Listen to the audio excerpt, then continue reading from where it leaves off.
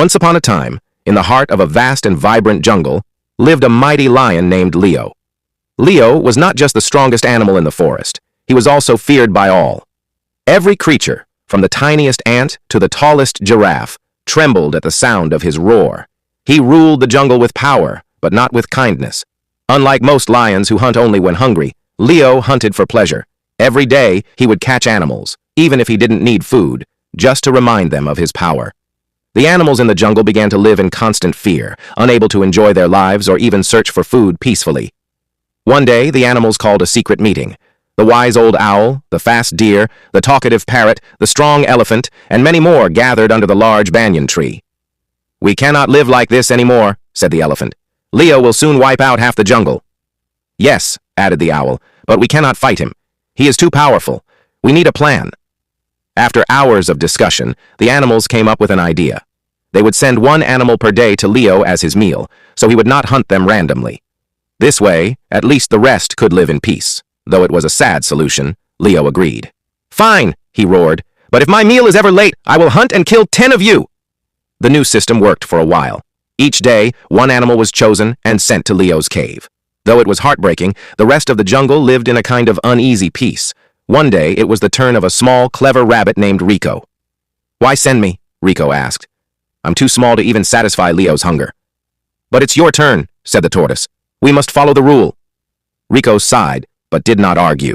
He had a plan. He slowly made his way to Leo's cave, stopping along the way to think. When Rico arrived at the cave, it was almost sunset.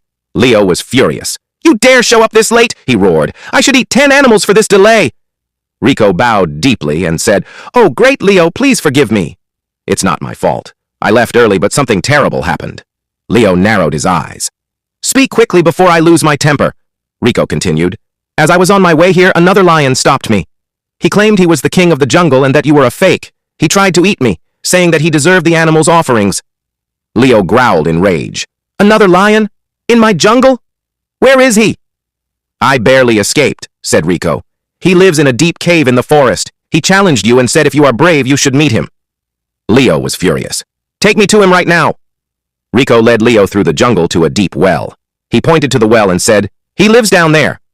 Leo stepped forward and peered into the well. Sure enough, he saw a lion looking back at him, proud and fearless.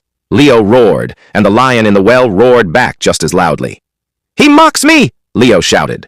Without thinking, he leapt into the well to attack his enemy, only to realize too late that it was his own reflection.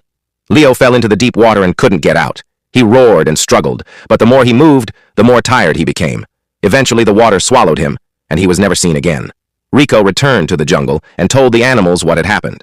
At first, they didn't believe him, but when days passed and Leo didn't return, they rejoiced. The jungle was free again. The animals celebrated Rico's cleverness. Though he was small, he had the biggest heart and the sharpest mind. From that day on, the jungle lived in peace. And every year, the animals held a festival in honor of the clever rabbit, who defeated a lion not with strength, but with wisdom